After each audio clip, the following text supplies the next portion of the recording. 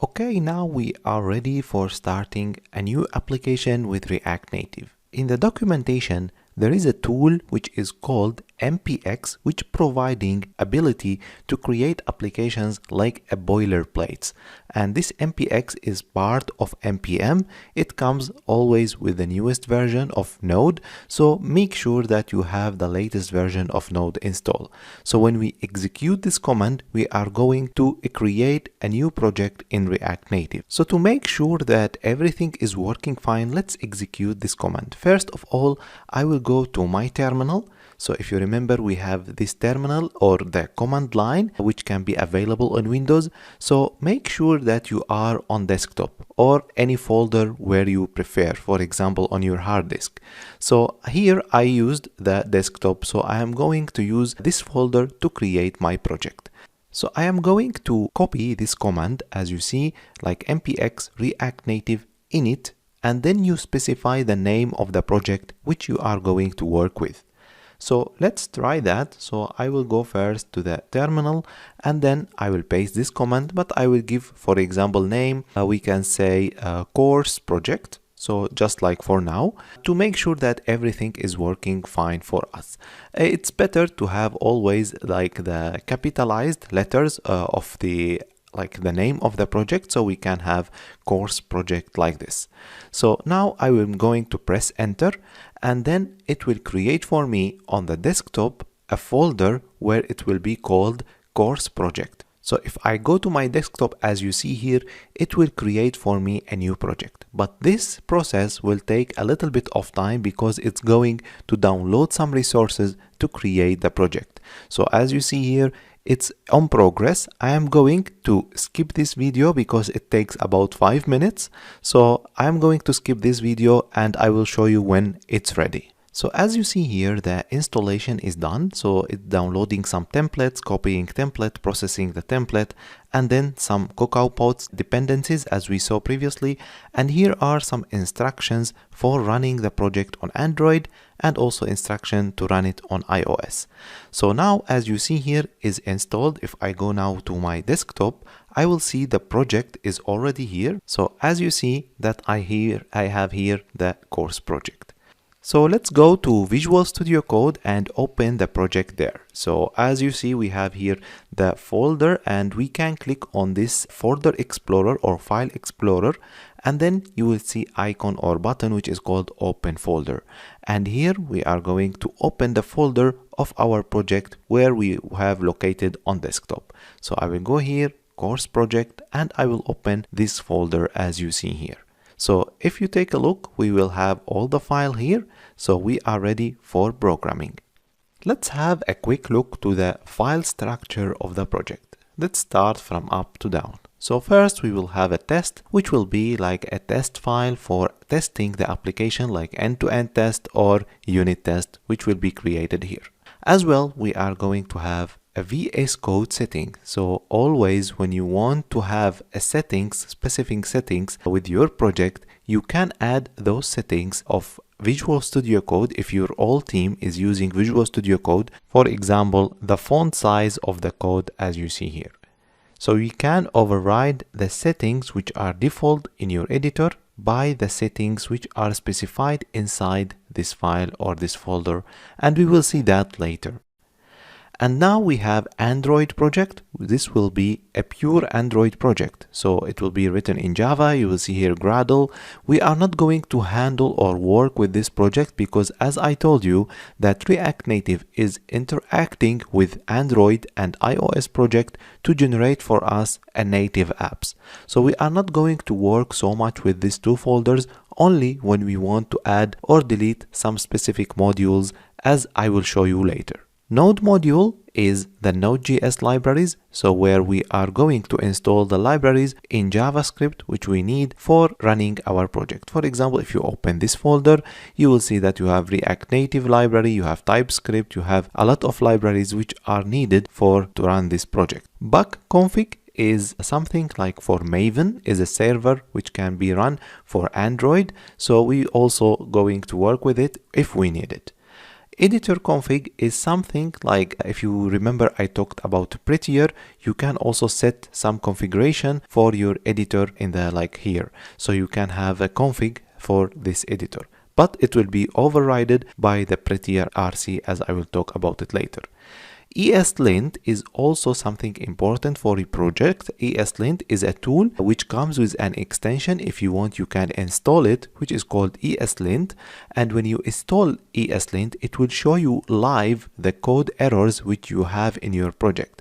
For example, if I go here to app.js, I will have some error which is showing me that, okay, this can be used only in TypeScript, but cannot be used in JavaScript file. So I mean the import. So in that case, you can as well skip this rule. You can edit the rule in ESLint RC file. So ESLint RC file is like a file where contain the rules for your code. So in that case, okay, the project will run, but you will have some typings error. For example, if I put here double quotation, the project will not like it, or ESLint will not like it. It will say it's better to have a single quotation as it's set in the rules of the project. So to look more about ESLint, you can just go to ESLint and you can check the rules. There are a lot of rules that you can set for your project. So for example, I will take one of them. For example, no console. Console log is heavy for the browser. When you forget them, the project will run with console log and then it will make for you some issues in performance. So it's better always to remove the console log from the project. Here there is a law or rule for ESLint. Whenever there is a console log, it will show under it error. So you have to show that, okay, please remove the console log. So when you want to work on one of those rules, for example, as we see here that we took this one, I just go here and check at the end something called rules, and then you can specify the rule which is called no console off, or you can set it to 1 or 0. So in React we can use that as well, these rules. So if you go to the project and go to the ESLint RC, you just need to add a field which is called rules, and this rules will be an object, and inside this object you put your rule. For example, I am going to put the no console, as you see here. For example, if I go and we copy this one, so we will have no console. So here we put this one, but as we said, this will like only a single quotation, so we put it in single quotation, and we say here that on, like turn it on for me, or this error console, turn it on. When you save, as you see here, it's already formatted as I told you previously, because we put on save format. So Prettier already formatted it for me. So when I go to app, for example, I want to add here a console log. So we can add like some console log here, like as you see. So it will give me the error unexpected console statement. So it's better to turn it on always, to remember that I have console log error in my application. So if you want to disable it, just go again to the rule and just put here off as it's written in the description of the project. And as you see, now the error is not showing, or the warning is not showing anymore. So that's it. So you can specify the rule which you want. You have to search for rules, and then you can do what you want with those rules, and you can make your project stable and unified code-wise from all the team which are sharing the code base. So let's keep this rule, for example, and let's remove the console log, and let's continue with the file structure. Flow config, you don't need it for now. It's just about how the flow of exporting and building the project will behave. Git attributes, also we don't need it for now. Git ignore is very important file where you are going, for example, when you link the project to some Git repository, then you don't need to push some files. For example, node modules is very huge. So is this folder about 300 megabyte when you start a new React Native project. So you don't need to push this code or this folder to Git repository. You just need to push the libraries which you are using inside your project. So I am excluding node modules from the Git to be pushed with my commits and pushes to the code base on GitHub.